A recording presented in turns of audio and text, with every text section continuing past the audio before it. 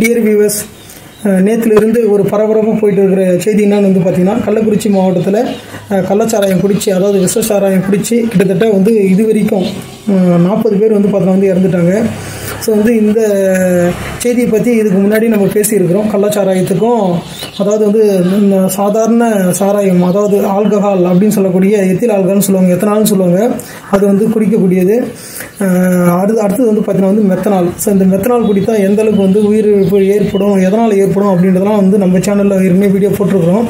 So வந்து சென்ற ஆண்டே வந்து பார்த்தீங்கன்னா கள்ளச்சாராயம் குடிச்சு 22 பேருக்கு மேலே இறந்துட்டாங்க.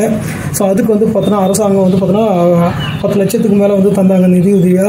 ஸோ அதுவே வந்து பெரும்பாலான மக்களால் வந்து பார்த்தீங்கன்னா வந்து ரொம்ப பரபரப்பாக பேசப்பட்டது. ஏன்னு வந்து பார்த்தீங்கன்னா தற்காலிகமாக பணியாற்றுற வந்து பார்த்தீங்கன்னா வந்து ஆசிரியர்களுக்கோ, இல்லை வந்து பார்த்தீங்கன்னா வந்து ஒரு ஈபியில் வந்து வேலை செய்கிறவங்களுக்கோ, இல்லை வந்து பார்த்தீங்கன்னா வந்து ஒரு சாக்கடை, பாதாள சாக்கடை வந்து சரி செய்கிறவங்க வந்து பார்த்தீங்கன்னா வந்து அந்த விஷவாயு தாக்கி இறந்தாலும் அவங்களுக்குலாம் வந்து பார்த்தீங்கன்னா வந்து எந்த நிதி உதவியும் எதுவும் தரது கிடையாது.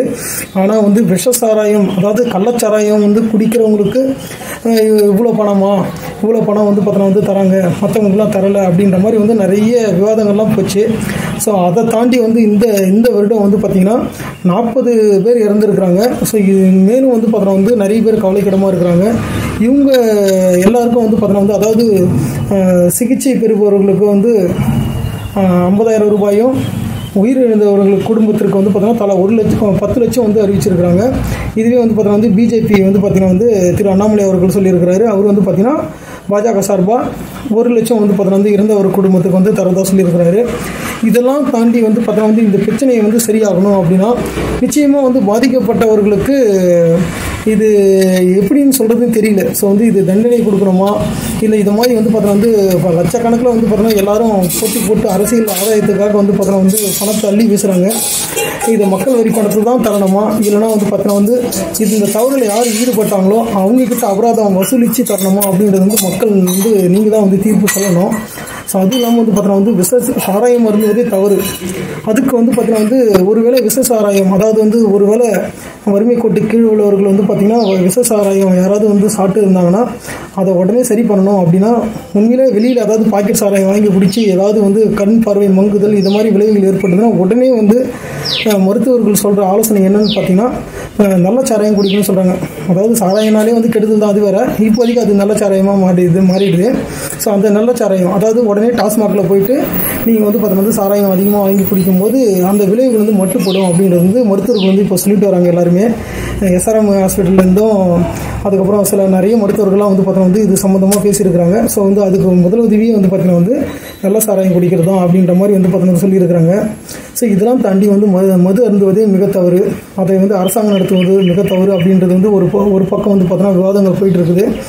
ஸோ வந்து இது மாதிரி சென்ற ஆண்டே வந்து பார்த்தீங்கன்னா வந்து இந்த நிதியுதவி கொடுத்ததுக்காக வந்து பார்த்தீங்கன்னா பல வாட்ஸ்அப் குரூப் எல்லாத்துலேயும் வந்து பார்த்தீங்கன்னா வந்து நிறைய விவாதங்கள் போச்சு.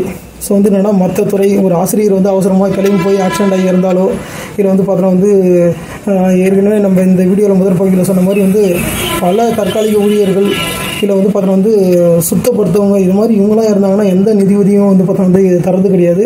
ஆனால் இதுக்கு மட்டும் ஏன் தராங்க அப்படின்றதும் வந்து பார்த்தோன்னா ஒரு கேள்விக்குறி இருக்குது. ஸோ இதுக்கெல்லாம் வந்து பார்த்தோன்னா வந்து நீங்கள் கமெண்ட் பாக்ஸில் கண்டிப்பாக வந்து பார்த்தோன்னா வந்து நீங்கள் உங்களோட பதிலை சொல்லுங்கள். இது வந்து ரொம்ப முக்கியமானது. அதேமாதிரி வந்து பார்த்தோன்னா இப்போதும் சொல்லிக்கிறோம், ஏற்கனவே சொல்லியிருக்கிறோம். ஸோ வந்து இந்த எத்தனாலுக்கும் மெத்தனாலுக்கும் உள்ள வித்தியாசம் என்னென்னா, எத்தனால் குடித்தா ஒருத்தர் வந்து பார்த்தோன்னா வந்து அவருக்காக வந்து ஆடுவார், டான்ஸ் ஆடுவார். அதுவே வந்து மெத்தனால் குடித்தா கண்டிப்பாக அவர் உயிர் வந்துடுவார். ஸோ அவருக்காக மற்றவர்கள் டான்ஸ் ஆடுவார்கள் அப்படின்றது வந்து பொதுவாக சொல்லுவாங்க. So if you drink ethanol you will dances for you, if you drink methanol others will dances for you அப்படின்றது வந்து ஒரு வேடிக்கையாக சொன்னாலும் அது நிஜம். ஸோ மெத்தனால் குடித்தவர்களை காப்பாற்றுவது என்பது மிக கடினமானது. ஸோ அதனால் மெத்தனால் குடிக்கிறது, அதாவது சாராயம் குடிக்கிறதே அனைவரும் நிறுத்தி திருந்தி வாழ இறைவனை வேண்டி இந்த வீடியோ வந்து முடிச்சுக்கிறோம்.